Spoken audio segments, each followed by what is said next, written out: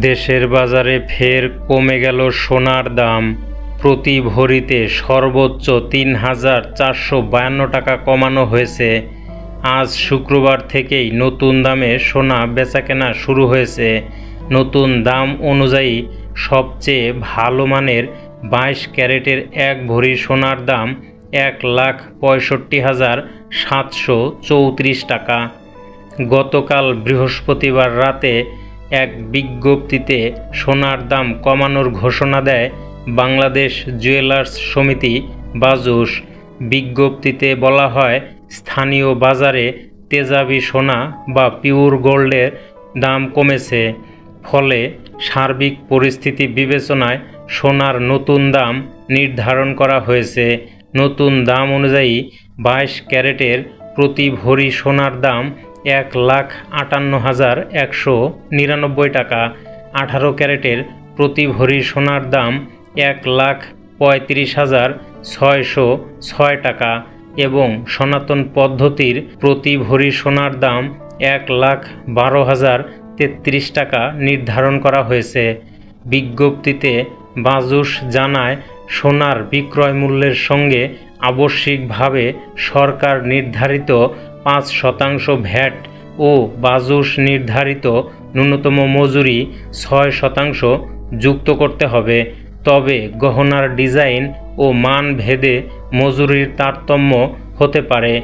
এর আগে সবশেষ ১৩ মে দেশের বাজারে সোনার দাম সমন্বয় করে বাজুস।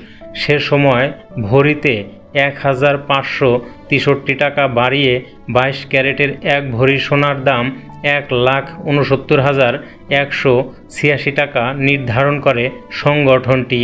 এছাড়া ২১ ক্যারেটের প্রতি ভরি সোনা ১,৬১,৫০০ টাকা, ১৮ ক্যারেটের প্রতি ভরি সোনা ১,৩৮,৪২৮ টাকা এবং সনাতন পদ্ধতির প্রতি ভরি সোনার দাম ১,১৪,৪৩৬ টাকা নির্ধারণ করা হয়, যা কার্যকর হয় গত ১৪ মে থেকে।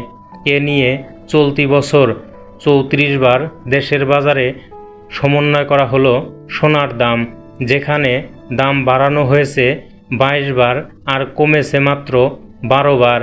আর ২০২৪ সালে দেশের বাজারে মোট ৬২ বার সোনার দাম সমন্বয় করা হয়, যেখানে ৩৫ বার দাম বাড়ানো হয় আর কমানো হয় ২৭ বার। কেন কমলো সোনার দাম? এর কারণ খুঁজতে গিয়ে জানা গেল, আন্তর্জাতিক বাজারেও লাফিয়ে লাফিয়ে কমছে সোনার দাম। গত এক মাসে এই মূল্যবান ধাতুর দাম নেমে এসেছে সর্বনিম্ন পর্যায়ে।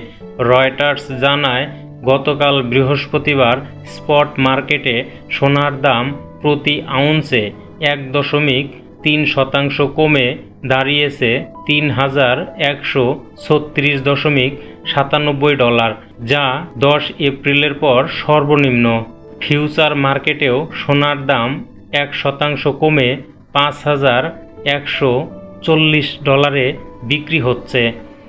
বিশ্লেষকরা বলছেন, যুক্তরাষ্ট্র চীন বাণিজ্য উত্তেজনা সাময়িক প্রশমিত হওয়ায় বিনিয়োগকারীদের মধ্যে ঝুঁকিপূর্ণ সম্পদের প্রতি আগ্রহ বেড়েছে, আর সোনার মতো নিরাপদ আশ্রয়ের প্রতি আকর্ষণ কমেছে।